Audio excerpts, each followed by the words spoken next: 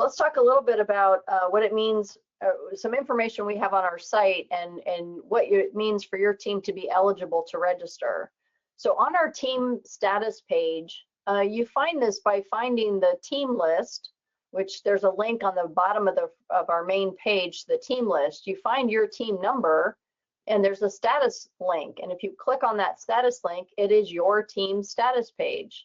The top of it is the general information that we pull from the FIRST database. So if you've changed your team name, or if you have any questions about that information, it comes from the FIRST database, and you would need to update your information on your FIRST dashboard. We pull the information once to twice per week. At the top of the team list, it tells you when it was last updated. So if you have made a change on your team, if you signed a paper, or if you added a roster, whatever, and it's not reflected there, it may be because we just haven't updated our site. Some things take a while to percolate. If you have students who've just signed consent forms, FIRST has to process that information before we can see it. So not everything is instantaneous on what's shown on our website versus what you have just completed.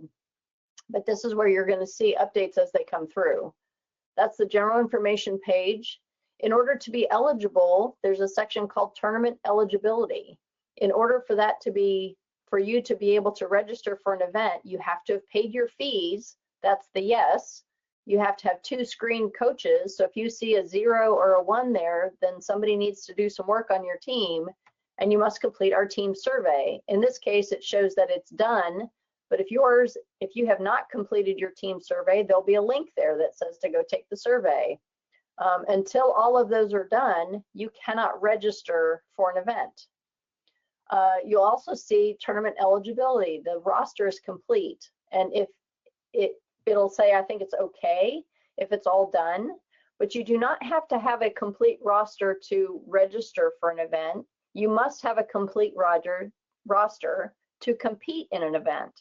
So there's a little bit of a difference there, but you must have yes to done in order to be eligible to sign up for an event. On the team roster, so the next section, it says roster status. Both lead coaches have to be there. They have to have signed a whole bunch of paperwork and be screened. If any of those things are missing, it'll give us an error here that says what's needed. The number of adults you have registered for your event, registered on your team as mentors or coaches, as many adults as you have registered, you need to have that many signed consent forms. And so the software goes and looks at the number of adults, and the number of CNR is the consent and release form completed. In this case, you have 4 registered, but only 2 have signed paperwork, therefore a fix is needed. The same thing is true with the youth. We have no way of knowing how many students are on your team, but when you've registered 6 students and only 2 have signed paperwork, then there's a fix needed. So you should plan to register all of your youth that participate on your team, and everyone needs to sign their consent form. So when all of these things say okay, then here it says that your roster is complete, and I think that gets to be an okay then. So that is the eligibility and the rosters that are required. This is all FIRST rules and regulations. Do we have any questions on any of that? All right, moving on. Oh, one more thing, the roster now, they have improved the way you can do this. It used to be you have to invite them and parents have to log on and make an account, and it gets really painful. On the website in the resource library, there's a whole page on youth registration. The short version is through your dashboard, I believe you can get a QR code that you can share with parents, and right there on their phone, they can actually sign the consent and release form. I'm told it takes like less than a minute or less than 2 minutes to be done. They have made huge strides to make it easier so that it is easier for you to get all of that done. In the past, we've had issues with language barriers and parents who don't have accounts or don't have access to computers, and so hopefully this is intended to make it all much easier and seamless. So the qualifier registration process, we took the system that we did last year, which in many ways was an improvement over the way we had done it in the past. but we still had a couple of issues. So we have updated the best of both worlds. And what we're doing is, again, a preferencing model, but it's going to be wave-based. So in the wave-based model, we are going to register for our qualifiers 1 month at a time. And so we're first going to start with November, and then we'll do December, and then January, and then February. All 4 are going to be different pieces of our registration timeline. If for teams that have not yet registered, they get priority. And so if it's your first event that you're registering for, you kind of have first choice of what's coming up.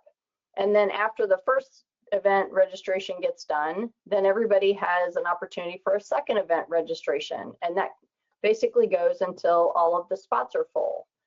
And so what you'll do is you'll take that group of events for that month, if your team wants to compete either for their first event or their second event, and you can rank your team's preferences for those 1 to n, n being how many ever your team would be willing to attend.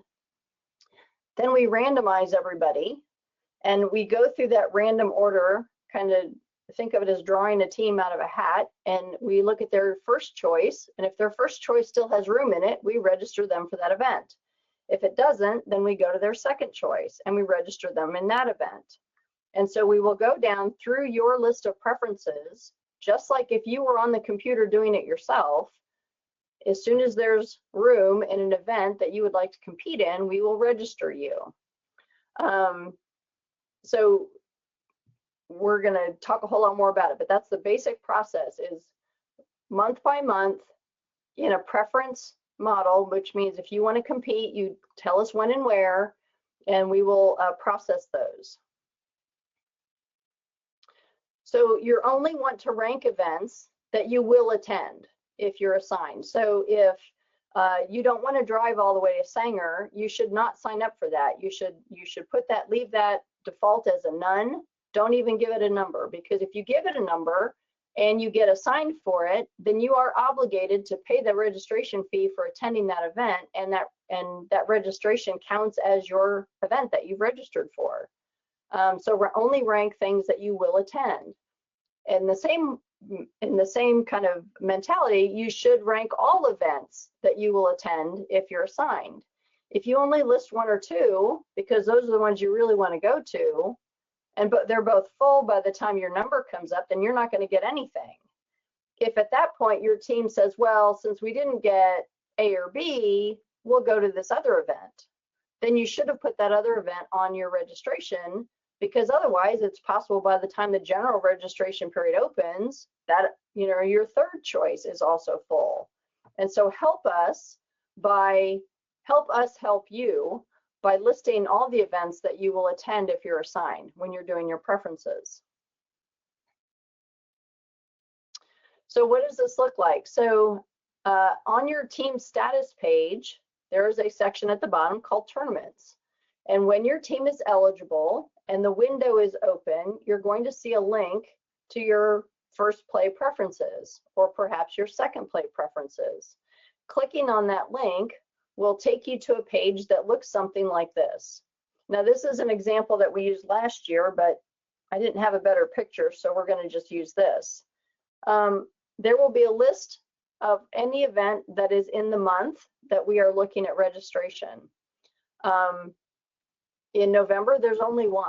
So there's only going to be 1 event listed here. In December, it looks like we're going to have 5 events, so there would be 5 listed. So over on the side in the blue section, you can basically, if you look at these drop-down menus, you will list your number 1 event that you want to go to as number 1. Then you will list a number 2. Any event that you don't want to go to, leave it as none. But you want to list as many as you're willing to attend. And don't duplicate any numbers. Don't give us 2 number 1s or 2 number 2s. Make sure that you have 1 through how many ever you're willing to attend. As we add any more events, we will add them to our schedule event page, and by the time we are ready to register, they will show up here. If we're into January or February, it's possible that you may have January events where you can register, as well as December events. If there are some December events that still have room in them, you may see some previous month's events come up as a preference opportunity. So it is possible that the overlap in months, and while you're putting in your preferences for January events and December events show up, it's possible that somebody else is registering for that December event in an open registration period. So you may have events that look like they're available, but when we run the information, they may no longer be available. That is only true for events from the previous month. In other words, nobody's registered for January yet. If you're registering for your first event in January, there's no chance that those will fill before we start our preference registration. It doesn't mean you're going to get your first choice, but whatever lottery order you come up in, you will get an equal fair opportunity to get those.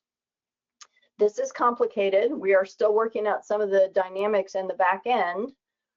It's a new system for us. It is complicated. And so we're going to walk through it a little bit more and see if we can help make that this makes sense.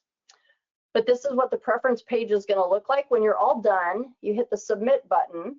When you hit the submit button, you will be shown a web page of your choices. This is what you just chose and this is what you just submitted.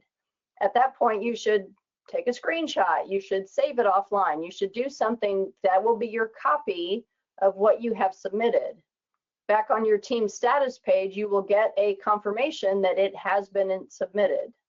But the copy of which events you put in which order, if you forgot, if you didn't write it down or whatever, if you don't save it, you're not likely to, we are not planning to get you a copy. We're looking at it. We've not found a good way to do that yet. So make a copy once you submit it. So once, this is what I just said. So after you've submitted, you're going to see right here, there's a section in your team status page that says your preferences. So if I submitted my preferences on October 11th at 7 p.m., I would get a note here that says I have submitted preferences on October 11th at 7 p.m. If your team goes back and the window's still open and you've changed your mind, no, we don't really want to go to this one, we'd rather go to that one, you can go back and select your preferences again and redo it, and then this will get updated to your most recent copy.